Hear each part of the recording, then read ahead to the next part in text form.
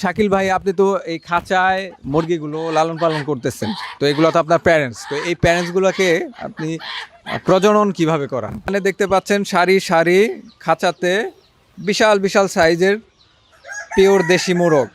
তো এই মোরগগুলোই শাকিল ভাই প্রজননের ক্ষেত্রে ব্যবহার করে থাকেন। তো এগুলো থেকে কৃত্রিমভাবে আপনি দেখেন প্রত্যেকটা মুরুগ নিচে আমার কাছে একটা ডুকছুলা আছে, ওর বয়স 3 বছর, ওরে দেখা যাচ্ছে না।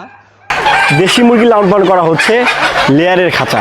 এই যে এখানে খুবই সুন্দর দেশি মুরগি রয়েছে, জুটিওয়ালা মুরগি, যেগুলোর মাথার মধ্যে জুটি রয়েছে, এবং তার পাশে যদি খেয়াল করে দেখেন গলা ছিলা মুরগি, সেটার মাথার মধ্যেও কিন্তু জুটি রয়েছে। এখানে শাকিল ভাই রয়েছে, আমরা শাকিল ভাইয়ের সাথে কথা বলবো। শাকিল ভাই, আসসালামু আলাইকুম। ওয়ালাইকুম আসসালাম ভাই, কেমন আছেন? আলহামদুলিল্লাহ ভালো, আপনি কেমন আছেন? জি ভালো আছি। দুগা মুরগি পাইল্লা কি পরিমাণ জ্ঞান দেয়, আমার ভিডিওর নিচে অনেকেই এরকম কমেন্টস করে, তাদের জন্য আমার হাসি আসে। ভাই এই যে এইগুলো পারতেছেন দেখতে, আরও 5-6 বছর আগের অন্যের চ্যানেলের আমার খামারের ভিডিও, আমি ওই সময় যেই লেভেলে মুরগি নিয়ে কাজ করছি আপনাদের কল্পনার বাইরে। অনেকেই আছে অনেক রকমের মন্তব্য করে, অনেক বিষয় বলে। ভাই আমি কোনো দিন ওইসব মন্তব্যের পিছনে আমি যাই নাই। আমি যদি যেতাম তাহলে আজকে এই পজিশনে আসতে পারতাম না। আমি আমার কাজে সবসময় ফোকাস দিই, কে কী বললো ওইটা আমার বিষয় না। একটা পিওর জিনিসকে আপনি যতই গবেষণা করেন ওইটা এর থেকে আর ভালো হবে না।